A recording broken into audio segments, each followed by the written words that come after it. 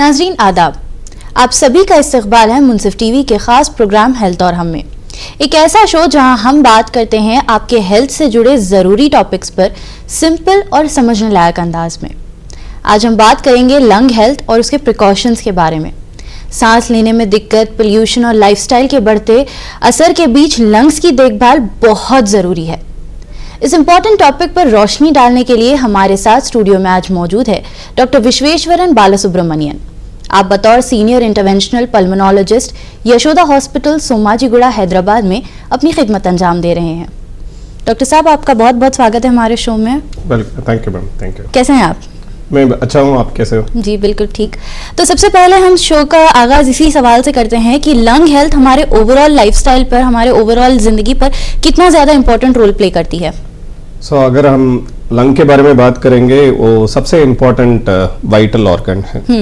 Basically हमारा शरीर को हर ऑर्गन अच्छा काम करने के लिए हमको ऑक्सीजन चाहिए। ऑक्सीजन लंग्स ही देते बॉडी को। कोई भी प्रॉब्लम आपको लंग्स में आता है, उस कारण की वजह से आपका ऑक्सीजन डिलीवरिंग कैपेसिटी कम हो जाता है। अगर ऑक्सीजन डिलीवरिंग कैपेसिटी कम हो गया तो ऑटोमेटिकली उसका असर आपका किडनी के ऊपर, आपको हार्ट के ऊपर और आपका ओवरऑल एक्सरसाइज कैपेसिटी के ऊपर असर पड़ता है। इसलिए हम लंग्स को कहते हैं almost like gateway to our body, क्योंकि हमारा हर सांस में हम नेचर से इंटरेक्ट कर रहे हैं। कोई भी प्रॉब्लम आ जाता है लंग्स में, उसका इफेक्ट सिर्फ लंग्स में नहीं रहते हैं, पूरी शरीर में और आपका प्रोडक्टिविटी में भी रहता है। इसलिए लंग हेल्थ मेंटेन करना सबसे जरूरी है। अगर कोई प्रॉब्लम लंग्स में आता है तो हम इमीडिएटली उसको एड्रेस करना है। तो आजकल लोगों में लंग्स की इश्यूज बहुत ज्यादा कॉमन हो रही है, इसके रीजंस क्या हो सकते हैं? अगर हम देखेंगे आजकल हम इवन लंग कैंसर्स, काफी लंग कैंसर्स बहुत यंग एज में भी हम देखते हैं। पहले तो हम सोचते थे lung cancers 50 years 60 years smokers में ही आता है, बट आजकल ऐसा नहीं है। अगर हम देखेंगे लंग कैंसर 20 इयर्स 30 इयर्स में भी हो जाता है। और न्यूमोनियास हम कहते हैं, पहले तो न्यूमोनियास तो एल्डरली पेशेंट्स में या किसी का इम्यूनिटी कम होता है उनमें आते थे, बट आजकल हम न्यूमोनिया बहुत कॉमन लोग में भी 30-40 इयर्स का आदमी में भी हम देखते हैं। इसका सबसे इंपॉर्टेंट कारण है हमारा पोल्यूशन लेवल से और लाइफस्टाइल है। अगर हम देखेंगे अभी इंडिया में बहुत ज्यादा कंस्ट्रक्शन एक्टिविटीज हो रहे हैं, बहुत ज्यादा व्हीकुलर ट्रैफिक हो रहा है। इस कारण की वजह से एयर पोल्यूशन लेवल्स रोज बढ़ते जा रहे हैं। आज भी हम देखेंगे तो हम हैदराबाद फिर भी काफी अच्छा है, हमारा air quality index moderate level में आता है, बट वो हमेशा ऐसा नहीं रहता है। कुछ टाइम्स में ये सीवियर स्टेज में भी जा सकते हैं और वो हवा को अगर हम सांस के अंदर लेते उसका असर लंग्स के ऊपर और पूरी शरीर के ऊपर आ सकता है। इसके अलावा अभी सबसे इंपॉर्टेंट प्रॉब्लम है, ऐसा पल्मोनोलॉजिस्ट हम देख रहे हैं, स्मोकिंग। पहले तो स्मोकिंग ऐसा था, कुछ अगर मान लो हमारा जब हम हिस्ट्री पूछते मरीज से 10% या 20% लोग बोलते हैं हम स्मोक करते हैं, बट अभी ऐसा नहीं है। Almost more than 50% of patients कोई भी हमारे पास आता है उनका स्मोकिंग का हिस्ट्री रहता है। स्मोकिंग जब हम कहते हैं वो सिगरेट अकेला नहीं है, अगर आप हुक्का ले रहे हो वो भी स्मोकिंग है, अगर आप वेपिंग कर रहे हो वो भी स्मोकिंग है, और अगर आप किसी बंदा ने स्मोक कर रहे उनके बाजू में रहते तब भी आपको स्मोकिंग का असर आ सकता है। और अगर अभी हम देख रहे हैं कॉलेज स्टूडेंट्स में और इवन कुछ जगह पे इवन स्कूल गोइंग स्टूडेंट्स में स्मोकिंग का हैबिट्स बन जाता है। इसलिए स्मोकिंग सबसे बड़ा खतरनाक प्रॉब्लम है। और ये स्मोकिंग और एयर पोल्यूशन की वजह से आजकल हम हर तरीका का लंग प्रॉब्लम्स हर एज ग्रुप में हम देख रहे हैं। डॉक्टर साहब, जैसे कि अभी आपने मेंशन किया कि school going and college students में भी ये दिख रहा है, तो रिसेंट में काफ़ी सारे रिसर्चर्स एंड न्यूज़ से हमें ये मालूम चला है कि ILD नाम का एक टर्म है जो डॉक्टर्स इसे यूज़ करते हैं। तो ये ILD होता क्या है एंड ये यंग जनरेशन में काफ़ी ज़्यादा फैल रहा है, तो इसकी वजह क्या है स्मोकिंग के अलावा? ये सबसे इंपॉर्टेंट क्वेश्चन है। नॉर्मली क्या होता है, अगर मान लो आपने शराब पिया, उसका असर आपका लिवर में आता है। लिवर क्या होता है, शराब पी के उसका साइज धीरे धीरे छोटा हो जाता है। सिमिलरली हमारा लंग्स के ऊपर भी असर आ सकता है अगर स्मोकिंग की वजह से या पोल्यूशन की वजह से, स्पेशली ये पिजन डस्ट के वजह से। ये कबूतर रहता है, उनका फेदर्स में और उनका टॉयलेट में एक प्रोटीन रहता है। अगर वो हम एक्सीडेंटली कंटिन्यूअसली इनहेल किया तो उस प्रोटीन की वजह से हमारा लंग्स के ऊपर भी असर आ सकता है। अगर वो प्रोटीन या पोल्यूशन या स्मोकिंग ये सब हमारा लंग्स के अंदर जाता है, वो इन्फ्लेमेशन इंड्यूस करता है। इन्फ्लेमेशन का मतलब हमारा लंग उसको अवॉइड करने के लिए लड़ता है, बट इस प्रोसेस में क्या होता है, लंग्स के ऊपर भी असर आना लग जाता है और धीरे धीरे धीरे हमारा लंग का कैपेसिटी कम होते जाता है और एक स्टेज में ए फाइब्रोसिस में चले जाते हैं। आपने देखा होगा कोविड का टाइम में काफी पेशेंट्स को कोविड आया था और कोविड आने के बाद लंग्स कैसे धीरे धीरे छोटा हुआ, फाइब्रोस हुआ। ऐसा ये स्मोकिंग की वजह से, नहीं है तो ये कबूतर का फेदर्स और टॉयलेट प्रोटीन की वजह से, नहीं है तो पोल्यूशन की वजह से, और कुछ लोग को किस जगह पे काम कर रहे हो उधर पोल्यूशन बहुत ही ज्यादा रहता है, तो उस कारण की वजह से भी लंग्स धीरे धीरे छोटा हो सकता है और लंग का कैपेसिटी कम हो सकता है। इसी को हम कहते हैं लंग फाइब्रोसिस। ये लंग फाइब्रोसिस लेमैन टर्म है, अगर साइंटिफिकली हम बताना है तो इसको हम कहते हैं ILD और इंटरस्टिशियल लंग डिसीज। ये ILD और इंटरस्टिशियल लंग डिसीज में सबसे बड़ा प्रॉब्लम है, जब ये शुरू होता है ये सिम्टम्स बहुत ही कम दिखता है। मान लो आपका कभी कभार सूखी काशी रहता है और थोड़ा दौड़ने के बाद हल्का सा सांस फूलना शुरू होता है, फिर आप क्या सोचते हैं, नॉर्मल प्रॉब्लम है, इसको नेग्लेक्ट करते हैं। बट धीरे धीरे धीरे ये लंग फाइब्रोसिस अंदर से बढ़ते जाता है और लंग का फाइब्रोसिस परमानेंट हो जाता है। तब आपको ऐसा फील होना लग जाता है, बैठ के उठने में भी सांस फूलना शुरू हो जाता है और लंग का ऑक्सीजन कैरिंग कैपेसिटी इतना कम हो जाता है, वो पेशेंट हमेशा ऑक्सीजन के ऊपर चला जाता है और कुछ पेशेंट्स लंग ट्रांसप्लांटेशन तक भी जा सकता है। सो इसलिए ये ILD का प्रॉब्लम और इंटरस्टिशियल लंग डिसीज को प्रॉब्लम को जल्दी से जल्दी पकड़ना है। पहले तो इतना ज्यादा दवाएं भी नहीं था इस बीमारी के लिए, बट अभी साइंस बहुत अच्छा बढ़ चुका है और इसको अर्ली डायग्नोसिस के लिए HRCT कर सकता है। अगर बायोप्सिस कहते हैं, लंग बायोप्सिस कर सकता है, देख सकता है किस कारण की वजह से ये हुआ है और उसका सही से हमने इलाज किया तो ये बढ़ने का हम कम कर सकते हैं और पेशेंट को अच्छा फायदा भी दे सकता है। डॉक्टर साहब, जैसे कि आपने मेंशन किया है कि पिजन्स का जो लिटर होता है उस वजह से भी लंग कैंसर बनने के चांसेस होते हैं, तो अब जो लोग हैं जो कबूतर पालते हैं, चाहे वो इंडियन ब्रीड रहने दीजिए या कोई फॉरेन ब्रीड, तो इससे भी पॉसिबल है कि उन्हें लंग कैंसर हो? या डेफिनेटली ये पॉसिबल है। सो ऐसा नहीं है हर पेशेंट को ये प्रॉब्लम आएंगे, बट किसी ने कबूतर का फेदर और टॉयलेट का प्रोटीन के काफी दिन से या काफी महीने से, काफी साल से एक्सपोज होता है, उनमें ये रिस्क बढ़ जाता है। सो एसेंशियली वो प्रोटीन जब अंदर जाता है वो इन्फ्लेमेशन करता है और लंग्स को साइज को धीरे धीरे कम करता है। इसको हम कहते हैं हाइपर सेंसिटिविटी न्यूमोनाइटिस। ये एक तरीका का ILD है, बट इसमें सबसे इंपॉर्टेंट प्रॉब्लम है, जब तक आप इस कबूतर को, फेदर्स और पिजन्स को नहीं हटा रहे कंटिन्यूअसली, अगर आप एक्सपोजर में रहा तो ये प्रॉब्लम बहुत जल्दी से फैल सकता है। आप देख सकते हैं कुछ पेशेंट 1 या 2 साल पहले बहुत अच्छा था, बट अपने 2 साल के बाद उनको देखा होगा वो ऑक्सीजन तक पहुंच गया होगा, क्योंकि आपको जब कंटिन्यूअस एक्सपोजर रहता है इस प्रोटीन के साथ, ये बीमारी बढ़ने को भी रिस्क बहुत फास्ट रहता है और बहुत हाई चांसेस भी है आपको ये हाइपरसेंसिटिविटी न्यूमोनाइटिस आने के लिए। ये कबूतर अकेला नहीं है। अगर मान लो आपका घर के अंदर कुछ एयर कूलर्स है, वो कूलर में आपने पानी बदला नहीं, उस पानी के ऊपर फंगस आता है, वो अगर हम कंटिन्यूअसली इनहेल करेंगे तो भी हमारा लंग्स के ऊपर ऐसा असर आ सकता है। इस फॉर्म ऑफ ILD को हम कहते हैं हाइपर सेंसिटिविटी न्यूमोनाइटिस। ये इसके बारे में समझना सबसे जरूरी है, क्योंकि लोग सोचते हैं ये कबूतर पालने से हमको कैसे आ सकता है, बट इससे आ सकता है और ये बीमारी बहुत तेज से फैल भी सकता है।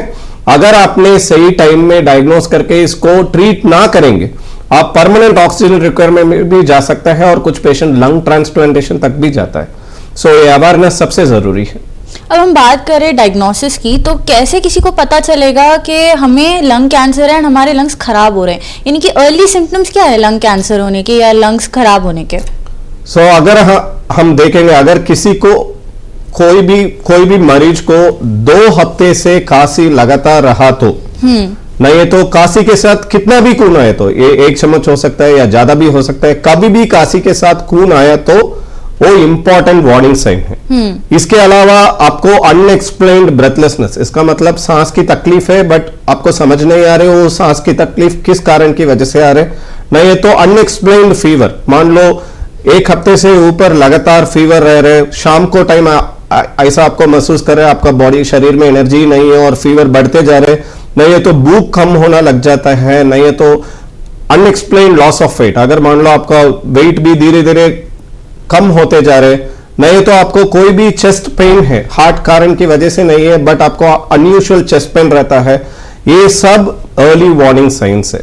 अगर मान लो हमने इस स्टेज में ही आपको प्रॉपर पल्मोनोलॉजिस्ट कंसल्टेशन लिया है और प्रॉपर टेस्ट किया है, लंग कैंसर को आपने पकड़ लिया तो आप लंग कैंसर को स्टेज 1 में पकड़ सकता है। इसमें सबसे इंपॉर्टेंट पॉइंट है क्योंकि अगर मान लो अपने लंग कैंसर को स्टेज 1 में पकड़ लिया तो आप लंग ट्रांसप्लांटेशन को क्योर भी कर सकते हैं। बट नॉर्मली क्या होता है, जब तक पेशेंट हमारा पास आता है ऑलरेडी काफी महीने वेस्ट हो जाते हैं, पेशेंट नेग्लेक्ट करते हैं सिम्टम्स को, कोई भी ओवर द काउंटर दवाई लेते हैं, कफ सिरप पीते हैं और सोचते हैं अपने आप ठीक हो जाएंगे। फिर जब तक पेशेंट हमारा पास आता है ऑलमोस्ट स्टेज 4 में आता है। अगर स्टेज 4 में कोई भी मरीज लंग कैंसर के साथ आता है, उनको इफेक्टिव मेडिसिन है, हम जिंदगी अच्छा बढ़ा सकता है और उनको सिम्टम्स को कम कर सकते हैं बट डेफिनेटली हम क्योर नहीं दे सकते आज का कंडीशन है। इसलिए ये लंग कैंसर स्टेज 1 में डायग्नोस करना सबसे जरूरी है। अगर काशी नहीं है तो काशी के साथ खून या अनएक्सप्लेन्ड ब्रेथलेसनेस, नहीं है तो बुखार या अनएक्सप्लेन्ड लॉस ऑफ वेट और लॉस ऑफ एपिटाइट, नहीं है तो अनएक्सप्लेन्ड चेस्ट पेन रहा तो इमीडिएटली अपना पल्मोनोलॉजिस्ट को कंसल्ट करना है और उसके लिए प्रॉपर्ली एवेल्युएट करना है। डॉक्टर साहब, जैसे आपने एक बहुत ही अच्छा पॉइंट मेंशन किया कि लोग जो है इसको नेग्लेक्ट करते हैं और स्टेज 4 होने के बाद में आपके पास आते हैं, तो यानी कि ये निग्लेक्शन का रीज़न क्या है? क्या ये डर है जो लोगों के अंदर बैठा हुआ है कि अगर हमें लंग कैंसर निकला तो कैसे उसका ट्रीटमेंट होगा या हमें पता नहीं कैसे डायग्नोस करेंगे, तो ये क्या रीजन है उसके पीछे लोगों के डर के तो कि वो स्टेज 4 तक डिले करते हैं इस चीज़ को? ये सबसे वैलिड क्वेश्चन है क्योंकि कोई भी मरीज उनका डायग्नोसिस एक्सेप्ट करने का मेंटालिटी में नहीं रहता है। ये डिनायल मोड हम कहते हैं। मान लो आपको कोई भी प्रॉब्लम रहता है, इमीडिएटली आपको माइंड उस प्रॉब्लम को एक्सेप्ट नहीं करता है। ये सोचते हो सकता है ये रिपोर्ट नेगेटिव हो सकता है बट हमारे लिए गलती से पॉजिटिव आया है, नहीं है तो लोग सोचते हैं मान लो डॉक्टर के पास गया तो उन्होंने लंग कैंसर बोल दिया तो मैं क्या करूं। ऐसा काफी अनएक्सप्लेन्ड और अनवारंटेड डाउट्स मरीज के माइंड में रहता है। बट इंपॉर्टेंट पॉइंट ऐसा है, अब आजकल सिनेमा में दिखाते हैं खांसी में खून आया तो इमीडिएटली लंग कैंसर आ जाता है, पेशेंट इमीडिएटली मर जाते हैं, बट ऐसा नहीं है। अभी साइंस बहुत एडवांस्ड हो चुका है। अभी आप मान लो आपको अनफॉर्चुनेटली स्टेज 4 में भी आपको लंग कैंसर डायग्नोस होता है, advanced treatment molecular therapy, immunotherapy करके बहुत साइंस एडवांस हो चुका है। ऐसा मरीज भी काफी साल अच्छा जी सकता है। और अगर मान लो पहले बताया आपको, अगर लंग कैंसर हमने स्टेज 1 में डायग्नोस कर दिया, आपको इफेक्टिवली क्योर भी कर सकते हैं। सो लंग कैंसर को सोच को हम डरने का कोई जरूरत नहीं है। और अगर आपको सिम्टम्स रहा तो इमीडिएटली कंसल्ट कीजिए और सही दवाएं ले लीजिए। अगर एक बार वो डायग्नोस प्रॉपर हो गया, ट्रीटमेंट सही से मिल गया, डेफिनेटली आपका आउटकम्स भी अच्छा रहता है। सो डरने का कोई जरूरत नहीं है। ये सब हमारा मेंटालिटी के ऊपर डिपेंड करता है। ये डिनायल को हम हटाना पड़ेगा हमारा माइंड से। डॉक्टर साहब, अब अगर हम बात करेंगे मोडालिटीज की, तो क्या क्या एडवांस मोडालिटीज है to diagnose lung cancer in a patient? So ये भी सबसे इंपॉर्टेंट क्वेश्चन है मैडम, क्योंकि लोग सोचते हैं लंग कैंसर का मतलब सीधा सर्जरी है, नहीं है तो लंग कैंसर का मतलब सीधा कीमोथेरेपी है। राइट। ऐसा नहीं है। सबसे पहले इसको कैसे हम डायग्नोस करते हैं? पहले तो हमारे पास एक्सरे के अलावा कुछ नहीं था, फिर बाद में आया सीटी स्कैन है। अभी ये सीटी स्कैन सबसे इंपॉर्टेंट मोडालिटी है क्योंकि इस सीटी स्कैन के साथ हमको आइडिया मिल जाता है लंग्स में कितना % अफेक्टेड है और ये लंग कैंसर हो सकता है या कुछ और बीमारी भी लंग्स में हो सकता है, नहीं है। इसके अलावा एडवांस्ड फैसिलिटीज रहता है पेट सीटी स्कैन। ये पेट सीटी स्कैन का फायदा ये सिर्फ लंग्स को नहीं दिखाते, पूरी शरीर में कहां कहां ये लंग कैंसर फैला है और कहां से हम टुकड़ा निकाल सकते हैं इजीली इस प्रोसेस को डायग्नोस करने के लिए। इसके अलावा हम कहते हैं ब्रोंकोस्कोपिक टेक्निक्स। कैसे आपको पेट में गैस प्रॉब्लम रहते तो आप एंडोस्कोपी करते, ऐसा ब्रोंकोस्कोपी करके एक दूरबीन है, वो हमारा सांस की नलकी के अंदर डाल सकता है, किस जगह पे ये लंग कैंसर है उस जगह पे जा सकता है और उधर से हम बायोप्सी ले सकते हैं और ऑन टेबल हमको पता चल जाता है ये टीबी है या कैंसर है या क्या प्रॉब्लम है। इसके अलावा एडवांस्ड इंटरवेंशनल पल्मोनोलॉजी मोडालिटीज है, लकीली हम उसमें काफी ट्रेन होके अभी हम फेलोशिप कोर्सेस भी कर रहे हैं। उसमें क्या करते हैं, एडवांस्ड मोडालिटीज रहता है, ईबस कहते हैं, एंडो ब्रोंकियल अल्ट्रासाउंड। इस ईबस का फायदा यही है, अगर मान लो सांस की नलकी के बाहर भी कोई टुकड़ा है उसको हम सैंपल करना है, हम इजिली इस ईबस के साथ कर सकते हैं। अगर मान लो आपको छाती के अंदर पानी आ गया तो रकोस्कोपी हम कहते हैं, इसका मतलब कैमरा हम छाती के अंदर भी डाल के बायोप्सी कर सकते हैं। और ये सारे प्रोसेस का यही फायदा है, ये सारे डे केयर प्रोसीजर है, ऐसा नहीं है आप काफी दिन भर्ती होना है या बहुत सीरियस प्रोसीजर करना है, ऐसा कुछ नहीं है। पेशेंट सवेरे आता है, ये प्रोसीजर हम करते हैं, शाम तक डायग्नोसिस बन जाते हैं, ये टीबी है या कैंसर है या क्या बीमारी है, और अगला दिन से ट्रीटमेंट भी शुरू हो जाता है। सो पहले ये सारे फैसिलिटीज इंडिया में नहीं थे, बट अभी एक्सटेंसिवली अवेलेबल है। अगर कोई भी मरीज को ऐसा सिम्टम्स है तो उसके लिए कोई डरने का जरूरत नहीं है। ऐसा एडवांस टेक्नोलॉजीज इस्तेमाल करके हम लंग कैंसर को बहुत अर्ली स्टेज में डायग्नोस कर सकते हैं और ट्रीटमेंट में भी काफी एडवांस हो चुका है। अभी हम MR लिनैक कहते हैं, इसका मतलब आपको रेडिएशन देने के टाइम में भी सही से हम रेडिएशन दे सकते हैं बाकी ऑर्गन को प्रिजर्व करके। सो ऐसा साइंस बहुत ज्यादा एडवांस्ड हो चुका है और ये इंटरवेंशनल पल्मोनोलॉजी मोडालिटीज हम कहते हैं, ईबस, ये सब की वजह से लंग कैंसर डायग्नोसिस बहुत ही आसान हो गया अभी। अब हम बात करें अगर रेडिएशन और कीमोथेरेपी की, तो काफ़ी सारे पेशेंट्स ऐसे होते हैं जो डर जाते हैं, जैसे कि आपने मेंशन किया था। तो ये रेडिएशन और कीमोथेरेपी आप कौन से स्टेज पे उन्हें सजेस्ट करते हैं, किस बेसिस पे उन्हें सजेस्ट करते हैं? अगर मान लो आपको कैंसर स्टेज 1 उस स्टेज में या स्टेज 2 तक हमको डायग्नोस हुआ तो हम सर्जरी भी कर सकते हैं कैंसर को, इसका मतलब हम पूरा उस कैंसर को हटा भी सकते हैं शरीर से। अगर मान लो एडवांस स्टेज 3B और उसके ऊपर जाता है, हम सर्जरी करने में ज्यादा फायदा नहीं रहता, क्योंकि तब तक वो कैंसर आपका प्राइमरी ऑर्गन से बाकी जगह पे फैल जाता है। इसलिए तब हम कीमोथेरेपी और एडवांस्ड ब्रेन रेडिएशन या MR लिनैक रेडिएशन ये सब करते हैं, बट ऐसा स्पेसिफिक नहीं है। अगर मान लो आपको स्टेज 1B, स्टेज 2 में भी सर्जरी होने के बाद भी हम कीमोथेरेपी या रेडिएशन देने को भी कुछ कंडीशंस में जरूरत पड़ सकते हैं। सो ये कैसे हम डिसाइड करते हैं, ये मल्टी डिसिप्लिनरी बोर्ड कहते हैं। इसका मतलब जब भी हम कैंसर डायग्नोस करते हैं, एक पूरा टीम बैठ जाता है, एक ऑन्कोलॉजिस्ट रहता है, एक रेडिएशन ऑन्कोलॉजिस्ट रहता है, पल्मोनोलॉजिस्ट रहता है, पैथोलॉजिस्ट रहता है, ये सब बैठ के वो मरीज के लिए क्या सबसे बेस्ट है वो हम डिसाइड करते और उसी के हिसाब से उनको ट्रीटमेंट देते।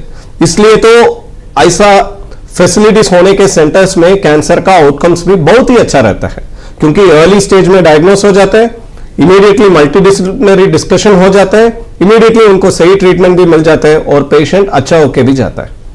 अब मैं आपसे सबसे अहम सवाल ये करूंगी कि जो लंग्स खराब होते हैं पेशेंट के, तो क्या ये फैसिलिटी भी अवेलेबल है हमारे इंडिया में कि उसका लंग रिप्लेस किया जाए, यानी कि जो लंग ट्रांसफर बोलते हैं हम लोग, क्या वो भी अवेलेबल है हमारे इंडिया में? ये सबसे इंपॉर्टेंट क्वेश्चन है मैम। अभी इंडिया में लंग ट्रांसप्लांटेशन रूटीनली अवेलेबल है, और अगर हम आजकल बताना है तो पूरा इंडिया में सबसे ज्यादा लंग ट्रांसप्लांटेशंस भी हैदराबाद में ही होता है। सो इसमें क्या करते हैं, मान लो आपको एक एग्जांपल बताना है, तो अगर आपको किडनी फेल होता है तो आप पहले क्या करते हैं, पेशेंट को डायलिसिस में लेकर जाते हैं। राइट। उसके बाद डायलिसिस में जाने के बाद पेशेंट को किडनी ट्रांसप्लांट करते हैं। इसका मतलब कोई और डोनर से नहीं है तो ब्रेन डेड पेशेंट से आप किडनी लेके ट्रांसप्लांट करते हैं। वैसे हमारा लंग्स भी है। अगर मान लो कोई भी कारण की वजह से, मान लो ILD की वजह से है, नहीं तो ब्रोंकेक्टासिस कहते हैं, नहीं तो advanced smoking related lung disease COPD कहते हैं, या पल्मोनरी हाइपरटेंशन कहते हैं। इसका मतलब लंग्स के अंदर कुछ खून की रास्ता है, उसका प्रेशर काफी बढ़ता है तो उसको पल्मोनरी हाइपरटेंशन कहते हैं। ऐसा कोई भी कारण की वजह से आप परमानेंट ऑक्सीजन डिपेंडेंट स्टेज में जाता है, तभी हम लंग ट्रांसप्लांटेशन के बारे में सोचते हैं। सो इसमें क्या करते हैं, सबसे पहले आप एक बार पूरा टीम बैठते, वो डिसाइड करते हैं आप सच में लंग ट्रांसप्लांटेशन का एलिजिबल है या नहीं है। अगर मान लो आपको लंग ट्रांसप्लांटेशन का एलिजिबल है, फिर आपको गवर्नमेंट रजिस्ट्री में आपका नेम रजिस्टर हो जाता है। उसके बाद आपको लंग ट्रांसप्लांटेशन होता है। ये lung transplantation normally brain dead donor से करते हैं। इसका मतलब एक ब्रेन डेड पेशेंट आपको लंग्स देता है और नया लंग्स मिलने के बाद आपको ऑक्सीजन का जरूरत भी हट जाता है। ऐसा काफी पेशेंट को ट्रांसप्लांटेशन कंटिन्यूसली हो रहे और काफी मरीज अच्छा इंप्रूव भी होता है। बट सबसे इंपॉर्टेंट है ये लंग ट्रांसप्लांटेशन करने का एक टाइमलाइन भी रहता है। जब अगर मान लो हमने पेशेंट बहुत ही एडवांस्ड होता है, फिर लंग ट्रांसप्लांटेशन का सक्सेस भी कम हो जाता है। इसलिए किसी वक्त एक मरीज ऑक्सीजन में डिपेंडेंसी आ जाता है, तभी हम लंग ट्रांसप्लांटेशन के बारे में सोचना है और लंग ट्रांसप्लांटेशन सेंटर्स में जाके उसके लिए असेसमेंट लेना है और उसके बाद लंग ट्रांसप्लांटेशन करेंगे। अभी हमारे पास ऐसा भी एक मरीज था, 12 साल का बच्चा था, उनका पैराक्वेट लंग फाइब्रोसिस हुआ। इसका मतलब पैराक्वेट पॉइजनिंग की वजह से फाइब्रोसिस हुआ। उनको भी हमने लंग ट्रांसप्लांटेशन किया। अभी वो मरीज बहुत अच्छा है, बिना ऑक्सीजन भी चल रहे। इसके अलावा काफी पेशेंट को आईएलडी के वजह से लंग ट्रांसप्लांटेशन का जरूरत पड़ता है, वो पेशेंट्स भी बहुत अच्छा कर रहे। सो लंग ट्रांसप्लांटेशन इंडिया में रूटीनली अवेलेबल है और हैदराबाद में सबसे ज्यादा लंग ट्रांसप्लांटेशन भी होता है। इसी बीच हमारे साथ एक कॉलर जुड़े हैं, आइए उनसे बात करते हैं। जी अस्सलाम वालेकुम। जी वालेकुम अस्सलाम। क्या नाम है आपका? जी मेरा नाम तहसीन है। जी बोलिए, क्या सवाल है आपका? जी ये मैं ये पूछना चाह रही थी डॉक्टर साहब से कि अगर हमारे को कैंसर आया बॉडी में तो हमारे को मालूम कैसे होता, लंग्स में है या कहीं में भी है? अगर कैजुअल से हम कोई टेस्ट ज्यादा नहीं कराते। फॉर एग्जाम्पल बाद वक्त ऐसा हो जाता है कि 3-4 स्टेज में मालूम होता, स्टार्टिंग में नहीं मालूम होता। और मैं जहाँ तक सुनी स्टार्टिंग में मालूम हुआ तो ट्रीटमेंट अच्छा होता उसका। ये सबसे इंपॉर्टेंट क्वेश्चन है माँ। बेसिकली आपको क्या सिम्टम्स है उसी के हिसाब से हमको आइडिया मिल जाता है आपका कौन सी ऑर्गन अफेक्टेड है। अगर मान लो लंग्स में होता है तो पहले बताया था काशी आता है या काशी में खून आता है, नहीं तो छाती में दर्द होता है। ऐसे अगर मान लो हमको पेट में कैंसर शुरू हुआ तो हमको वॉमिटिंग में ब्लीडिंग आ सकता है या पेट में दर्द हो सकता है या टॉयलेट में ब्लीडिंग आ सकता है। ऐसा कौन सी ऑर्गन के अंदर कैंसर आते हैं उसी के हिसाब से उनका सिम्टम्स भी बदल जाता है। अगर मान लो आपको ऐसा लंग रिलेटेड सिम्टम्स रहता है, कोई भी अगर 2 हफ्ते से ऊपर रहता है, अनएक्सप्लेन्ड रहता है, तभी हमको लंग कैंसर के बारे में डाउट रहता है। स्पेशली स्मोकर्स में, नहीं है तो किसी का एज बहुत ज्यादा हो गया, उनमें हमका सस्पिशन बहुत ज्यादा रहता है। इसलिए ऐसा कोई मरीज को हमको डाउट रहा तो हम इमीडिएटली उनको सीटी स्कैन करते हैं, उसी में हमको इमीडिएटली पता चल जाता है लंग्स के अंदर कैंसर का पॉसिबिलिटी है या नहीं है। इसके लिए आप आपका सिम्टम्स के हिसाब से उनका स्पेशलिटी डॉक्टर से मिलना है, वो बेसिक टेस्ट करेंगे, उसी में आपको आइडिया मिल जाएंगे कैंसर हो सकता है ना हो सकता है, उसके बाद आगे बढ़ना है। डॉक्टर साहब अगर हम बात करें हेल्दी लंग्स की, तो हेल्दी लंग्स रखने के लिए एक डेली लाइफस्टाइल रूटीन में लोगों को क्या चीजें फॉलो करनी चाहिए एंड क्या चीजें अवॉइड करनी चाहिए? अगर हम लंग हेल्थ के बारे में बात करेंगे, सबसे इंपॉर्टेंट है अवॉइडेंस ऑफ स्मोकिंग। अगर एक ही कारण की वजह से काफी मरीज अफेक्ट होते हैं तो वो स्मोकिंग है। वो स्मोकिंग कोई भी फॉर्म में हो सकता है, हुक्का स्मोकिंग, वेपिंग या सिगरेट स्मोकिंग, कोई भी तरीका का स्मोकिंग है हमारा लंग्स के लिए अच्छा नहीं। और कितना भी है, अगर मान लो आपने 1 सिगरेट पिया, वो भी हमारा लंग्स के लिए खराबी है, क्योंकि लोग बोलते हैं मैं तो 1 सिगरेट ही पीता हूं, उसके बाद मुझे क्या प्रॉब्लम होने वाला है। ऐसा नहीं है। 1 सिगरेट भी आप लंबा टाइम आप पी रहे, फिर भी आपको लंग के अंदर प्रॉब्लम आ सकता है। इसके अलावा सेकेंड हैंड स्मोक कहते हैं, इसका मतलब आपने स्मोक किया बट आपका बाजू वाला भी, अगर मान लो आपका फ्रेंड है, वो भी वो स्मोक को इनहेल करते हैं, इसको हम कहते हैं सेकेंड हैंड स्मोक। स्पेशली अगर मान लो आप घर के अंदर स्मोक कर रहे, आपका वाइफ या आपका किड्स भी स्मोकिंग के साथ एक्सपोज हो जाता है, उनके अंदर भी लंग प्रॉब्लम आने का चांसेस बढ़ जाता है। इसके अलावा हम थर्ड हैंड स्मोक कहते हैं, इसका मतलब आपने स्मोक करके इस जगह पे चला गया, फिर भी वो स्मोक का कंटामिनेंस उस एयर में काफी देर तक रहता है। इसलिए मान लो आप स्मोक करके चला गया, फिर बाद में कोई भी बंदा उस कमरे के अंदर आता है, उनको भी वो स्मोकिंग रिलेटेड इफेक्ट्स आने का चांसेस बढ़ जाता है। इसलिए तो हम कहते हैं इंडोर में कभी स्मोक नहीं करना है। और स्मोकिंग ही आइडियली नहीं करना है, अगर करना है तो भी आप आउटडोर करना है। और एक सिगरेट भी आपका लंग के लिए और पूरी शरीर के लिए अच्छा नहीं है। और हुक्का में बहुत ज्यादा स्मोक अंदर जाता है, इसलिए लोग का मेंटालिटी है मैं तो सिगरेट नहीं पीता हूं, हुक्का पीता हूं, इसमें क्या है, बट उसमें भी एरोमेटिक हाइड्रोकार्बन्स कहते हैं, इसका मतलब सर्टेन केमिकल्स रहता है। वो जब हमारा आपका लंग्स के अंदर जाता है, वो लंग कैंसर आने का रिस्क बहुत ही ज्यादा बढ़ जाता है। एक तो avoidance of smoking, second pollution. कैसे भी आप पोल्यूशन से दूर रहना अच्छा है। मान लो हाईली पोल्यूटेड जोन्स में जा रहे तो N95 मास्क पहनना जरूरी है। इसके अलावा वैक्सीनेशंस कहते हैं, कैसे हम कोविड टाइम में वैक्सीनेशंस देते थे, ऐसा फ्लू वैक्सीन, न्यूमोनिया वैक्सीन, ऐसा लंग रिलेटेड काफी वैक्सीन होता है, वो टाइमली इंटरवल्स में लेना है। But most important thing is your physical activity, क्योंकि अगर मान लो आपका फिजिकल एक्टिविटी कम है, उस कारण की वजह से ओबेसिटी आ जाता है। ओबेसिटी की वजह से भी आपको लंग कैपेसिटी कम हो सकता है और आपका लंग हेल्थ डिटीरिएट हो सकता है। इसके अलावा हमारा डाइट, अगर मान लो अपना डाइट में एंटीऑक्सीडेंट्स अच्छा नहीं है, इसका मतलब अच्छा फ्रूट्स और वेजिटेबल्स, ग्रीन लीफी वेजिटेबल्स नहीं है, फिर वो लैक ऑफ एंटीऑक्सीडेंट्स भी आपको लंग इंजरी कॉज करने का चांसेस बढ़ जाता है। सो ओवरऑल हमारा लाइफस्टाइल्स भी अच्छा बढ़ना पड़ेगा और ये वैक्सीन और लेना पड़ेगा और पोल्यूशन और स्मोकिंग से दूर रहना पड़ेगा। इसी बीच एक कॉलर हमारे साथ जुड़े हैं, आइए उनसे बात करते हैं। जी अस्सलाम वालेकुम। वालेकुम सलाम, मैं मुकेश बोल रहा हूँ लखनऊ से। जी जी बोलिए, क्या सवाल है आपका? दो सवाल है डॉक्टर साहब से। अक्सर करके प्रेगनेंसी में हस्बैंड जो है वो सिगरेट इनहेल करते हैं, तो जो फीटस को कितना नुकसान हो सकता है इनहेलेशन से अगर वाइफ प्रेग्नेंट है? दूसरा सवाल ये था डॉक्टर साहब से कि हेल्दी लंग्स के लिए कुछ एक्सरसाइजेस सजेस्ट करेंगे क्या, और वो क्या डाइट प्लान है जिससे हम अपने लंग्स को हेल्दी रख सकते हैं? बहुत इंपॉर्टेंट क्वेश्चन है सर, क्योंकि अगर मान लो आपने स्मोकिंग किया और आपका वाइफ को वो प्रेग्नेंट है, वो आपके पास रहा, तो वो भी वो स्मोक को इनहेल करते हैं, इसलिए उनके शरीर के अंदर भी ये स्मोक जाता है।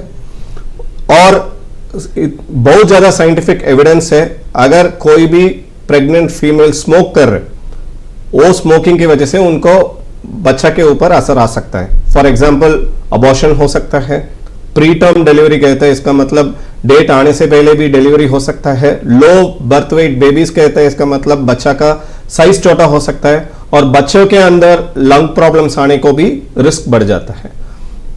ये सेकेंड हैंड स्मोक के साथ भी होता है। अगर इसलिए तो हम कहते हैं अगर आपका घर के अंदर कोई प्रेग्नेंट लेडी रहता है, आप 100% इंडोर स्मोकिंग नहीं करना है, क्योंकि वो प्रेग्नेंट वुमेन के ऊपर भी ये सेकेंड हैंड स्मोक और थर्ड हैंड का स्मोक का इफेक्ट आ सकता है और आपका फीटस को भी अफेक्ट कर सकता है। और दूसरी क्वेश्चन है आपका lung exercises, definitely deep breathing exercise कहते हैं। सो सांस लंबी से अंदर लेना है आपको पेट भरने तक, और उसके बाद धीरे धीरे धीरे आप सांस छोड़ना है, और ये ब्रीथिंग एक्सरसाइज ट्रेन करना पड़ेगा। इसके अलावा पर्स स्लीप ब्रीथिंग कहते हैं, आप इंटरनेट पे भी देख सकते हैं। जब भी आप सांस को बाहर छोड़ते, वो धीरे धीरे धीरे छोड़ना है आपको लंग कैपेसिटी इंक्रीज करने के लिए। और इसके अलावा रेगुलर फिजिकल एक्टिविटी, कोई भी physical activity, for example jogging, running, ये सब करेंगे तो भी ऑटोमेटिकली आपका लंग भी अच्छा रहता है। और रिगार्डिंग फूड, कोई भी फूड एंटीऑक्सीडेंट में अच्छा कैपेसिटी रहता है, लाइक कोई भी कलर्ड फ्रूट्स, एप्पल या कोई भी ग्रीन लीफी वेजिटेबल्स, किसमें एंटीऑक्सीडेंट लेवल्स अच्छा रहता है, वो लेंगे तो ऑटोमेटिकली आपका ओवरऑल इम्यून सिस्टम इंप्रूव हो जाता है, और कोई भी इंफेक्शन आते थे भी उसको फाइट करने का ताकत बढ़ जाता है। So healthy physical activity and good nutrition plays a very very important role in your lung health. आखिर में डॉक्टर साहब मैं आपसे ये रिक्वेस्ट करूंगी कि आप हमारे व्यूअर्स को क्या टिप्स देना चाहेंगे ताकि वो अपने लंग हेल्थ को स्ट्रॉन्ग रख सकें एंड अपनी लाइफ हेल्दी तरीके से जी सके? पहले बताया था avoidance of smoking, vaccination, healthy lifestyle, healthy diet, ये सब हम सही से फॉलो करेंगे तो more than 90% of our lung problems, हम लंग प्रॉब्लम से दूर रह सकता है। But most important thing is early recognition. अगर मान लो आपको सिम्टम्स रहा तो ये व्हाट्सएप देख के ट्रीटमेंट लेना, नहीं है तो ओवर द काउंटर मेडिसिन लेना, नहीं है तो अनरजिस्टर्ड किसी बंदा से मेडिसिन लेना, ये सब हम हटाना पड़ेगा। क्योंकि अगर मान लो अर्ली आपने सिम्टम्स को पकड़ लिया, अर्ली डायग्नोस किया, अर्ली ट्रीट किया, डेफिनेटली हर तरीका का लंग प्रॉब्लम से हम प्रोटेक्ट हो सकता है और अच्छा ट्रीटमेंट भी ले सकता है।